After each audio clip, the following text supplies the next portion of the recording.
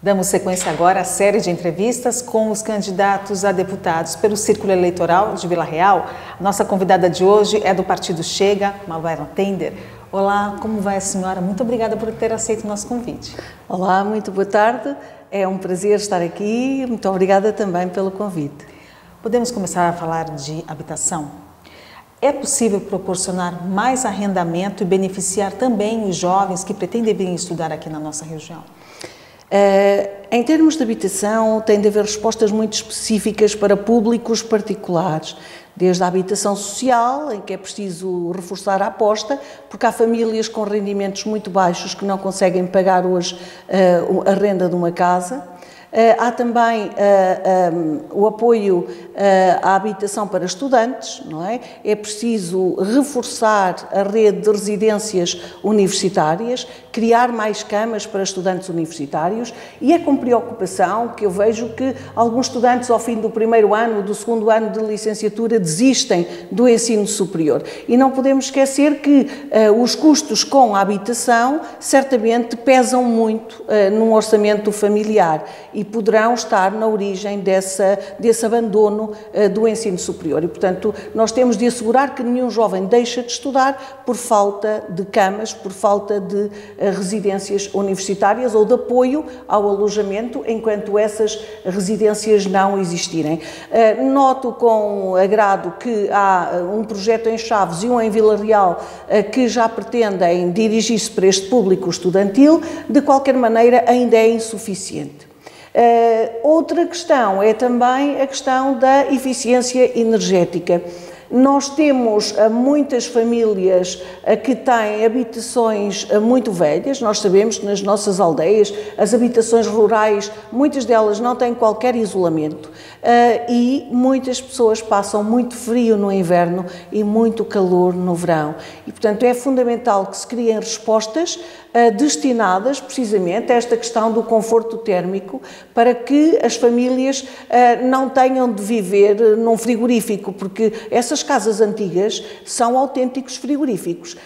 E eu acho que uma pessoa que esteja, por exemplo, debilitada, uma pessoa com muita idade e que esteja doente, por exemplo, não deve conseguir sair da cama no inverno por causa do frio. Portanto, nós temos de ter muito cuidado, porque há pessoas, de facto, a passarem muito frio no inverno e é preciso haver apoios especiais para zonas como a região de Trás-os-Montes e Alto Douro, onde os invernos são muito rigorosos. É preciso apoiar as famílias que não têm condições para pagar a energia que lhe permita beneficiar de aquecimento em sua casa, porque uma lareira não é suficiente para aquecer a casa toda, como nós sabemos. Vamos falar um pouquinho de saúde, então? Sim.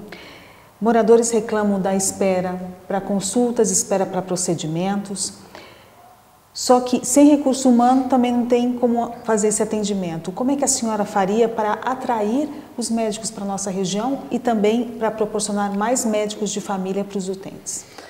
Muito bem. É preciso criar incentivos particulares. Porque é que os médicos muitas vezes fogem destas regiões?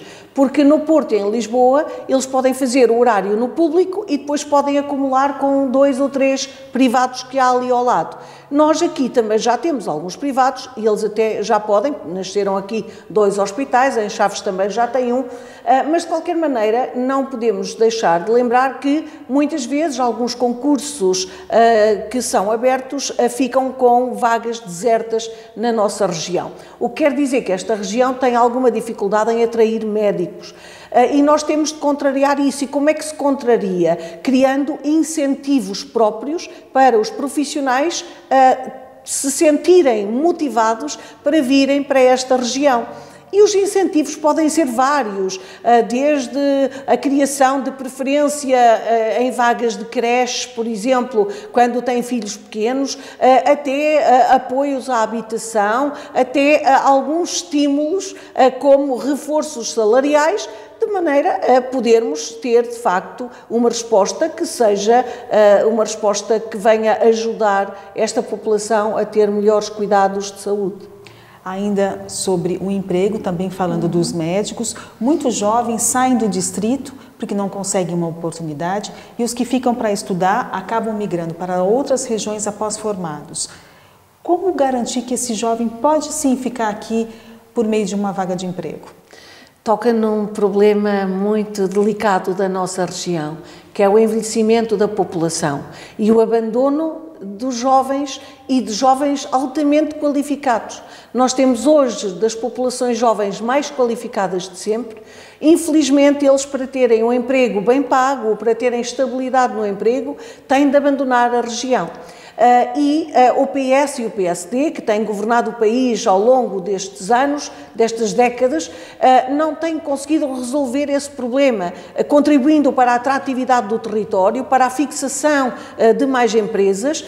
As empresas é que vão criar emprego, não é? E esse emprego poderia permitir a muitos destes jovens que se fixassem na nossa região. Também é preciso apoio já ao empreendedorismo jovem, porque muitos desses jovens, que são já hoje licenciados, alguns com mestrado e até com doutoramento, se tivessem apoios ao empreendedorismo, poderiam fixar-se na região, contribuindo assim para que houvesse uma população jovem aqui, também permitindo que apoiassem os seus ancestrais, porque é muito importante nós termos o apoio das novas gerações, às gerações mais idosas. Antigamente havia os netos que cuidavam dos pais e cuidavam dos avós. Hoje, infelizmente, os netos tiveram de debandar, ou emigraram, ou foram para o Porto, para Lisboa, para Coimbra, para as grandes áreas onde o emprego, de facto, lhes dá outra segurança, onde lhes dá outro vencimento que eles não conseguem oferir aqui. E, portanto, é preciso nós criarmos atratividade. Os jovens não vêm só pelo amor que têm à região. Eles amam a sua região, mas eles precisam ter rendimento, não é? Para criar a sua família, para desenvolver o seu projeto de vida, para ter a sua realização pessoal e profissional. Portanto, é preciso que esse jovem tenha aqui empresas que lhes proporcionem empregos com desafios como tem nas grandes áreas metropolitanas, mas é preciso também que haja incentivos à população mais jovem para que fique a cuidar dos seus ancestrais. Porque foi criado o Estatuto do Cuidador Informal, mas esse Estatuto é muito difícil para algumas pessoas que têm solicitado esse apoio para cuidarem de pais que estão com problemas oncológicos ou com problemas neurodegenerativos e outros. E tem sido muito difícil conseguirem esse apoio. E é fundamental que nós criemos uma cultura de apoio à família, porque nós não estamos condenados necessariamente a ir parar a um lar, a uma residência sénior, como agora lhe chamam, ou outras designações, mas cujo conceito é o mesmo. É um cidadão com bastante idade ou com alguma idade que é colocado longe da sua família, debaixo de cuidados, naturalmente, de cuidadores, de pessoas com formação, até muitas vezes de cuidados médicos e de enfermagem, etc. Mas é fundamental que, se o idoso e se a família pretenderem ficar juntos, que o apoio que o Estado dá a essas respostas seja também atribuído à família. Porque não? Se um filho quer cuidar dos seus pais, dispor do mesmo apoio que um lar, se tivesse os dois idosos na sua instituição, iria oferir por cuidar deles. Isto é apoiar a família. Isto é permitir que um idoso mantenha a sua dignidade, mantenha o amor da sua família, a proximidade dos seus, e sempre que isso for possível, porque às vezes não é possível por razões profissionais ou outras, não é? Mas sempre que isso for possível, eu acho que é desejável permitir a esses idosos que se mantenham no seio familiar. O Chega tem muitas medidas de apoio à família. Nós entendemos que é fundamental garantir aos nossos jovens condições para que criem família. Porque é que se diz que os nossos jovens hoje não têm filhos? Certamente os nossos jovens gostariam de casar mais cedo, de ter filhos mais cedo, mas eles são empurrados para um mercado marcado pela precariedade. E enquanto não têm estabilidade no emprego, é muito difícil tomar a decisão de ter um filho, não é? E muitas vezes, como acontecia com os professores, em que iam um ano para o Minho, um ano para o Alentejo, etc., em que condições é que eles iriam criar os seus filhos? Portanto, tudo isto vai fazendo com que os nossos jovens jovens adiem os seus projetos de família, de maternidade e paternidade. E nós temos de criar medidas que venham permitir aos jovens criar a sua família, constituir a sua família, ser pais, ser mães mais cedo, porque nós estamos a assistir no nosso país a uma espécie de uma substituição populacional. Os nossos jovens, muitos deles até com grandes habilitações literárias, têm de ir para os grandes centros ou têm de emigrar para oferir um salário decente, um salário digno. E na nossa região e no nosso país tentamos atrair população que não é muitas vezes qualificada e que de alguma maneira pretende substituir a população portuguesa. Os nossos jovens, se tivessem condições, tinham filhos, tinham mais filhos. Os nossos jovens, se tivessem condições para sair de casa dos pais, que é uma outra questão que focou há pouco, o tema da habitação, os nossos jovens são os que saem de casa dos pais mais tarde. Porquê? Porque não oferem um rendimento que lhes permita, depois da sua formação, sair de casa e pagar a sua própria renda. E tínhamos um grande responsável, nomeado por um governo de Portugal, que há pouco tempo dizia os jovens podem ficar mais tempo em casa dos pais. E, entretanto, nós criamos condições de habitabilidade para os que vêm de fora. Eu digo, os nossos jovens não podem ser preteridos, não podem ser colocados em segundo plano. Nós não podemos pedir aos nossos jovens que adiem os seus projetos de vida pessoais, profissionais, não é? Enfim, para beneficiar outras pessoas que vêm de outros países.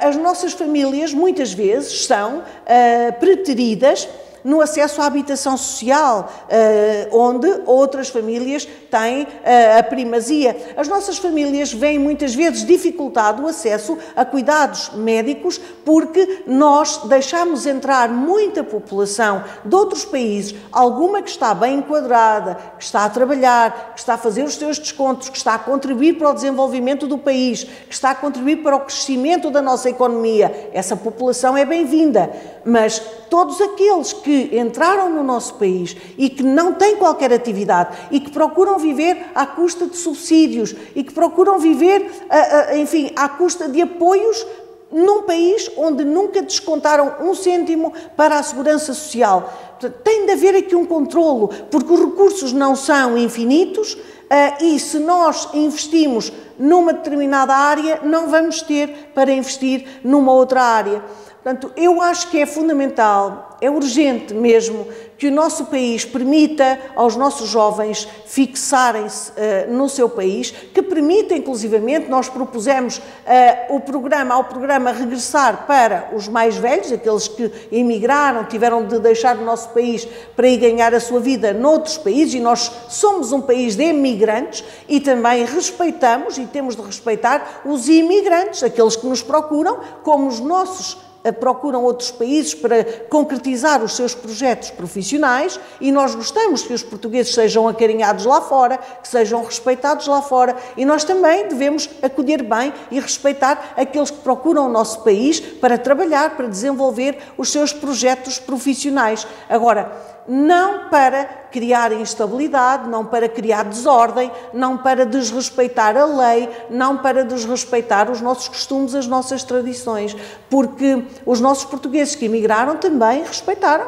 as regras do mercado laboral do país para onde foram, a cultura, etc., não é? Portanto, é preciso nós adaptarmos-nos e é preciso respeitarmos quem nos acolhe e é nesse sentido que nós defendemos que deve haver um controle da imigração, no sentido de proporcionar àqueles que vêm serem bem acolhidos, aprenderem a nossa língua, integrarem o nosso mercado de trabalho de uma forma regulada, de uma forma enquadrada nas nossas normas, também normas que o protegem enquanto trabalhador, porque nós não queremos ser um país de baixos salários, um país de mão de obra escrava, não. Nós queremos que as pessoas que vêm para cá e que têm aqui o seu projeto profissional sejam respeitadas, ganhem conforme aquilo que está estabelecido na nossa lei e venham contribuir para o desenvolvimento da nossa economia e para o desenvolvimento dos seus projetos de vida também. Portanto, haver uma imigração regulada vai contribuir também para a proteção dos trabalhadores. Porque se eles estiverem cá e ninguém souber onde estão, onde trabalham, em que condições de habitabilidade eles estão, e nós vimos há pouco tempo reportagens da televisão que nos mostravam que alguns viviam em condições desumanas e nós não podemos permitir que um ser humano venha para aqui, seja tratado como escravo e viva em condições desumanas. Isto não é o humanismo da nossa lei, da nossa matriz, isto não é o cumprimento da lei e nós aqui devemos pugnar para que as pessoas vivam com dignidade e tenham condições de trabalho, porque um cidadão que está aqui a trabalhar deve ter os mesmos direitos que um cidadão português na mesma atividade.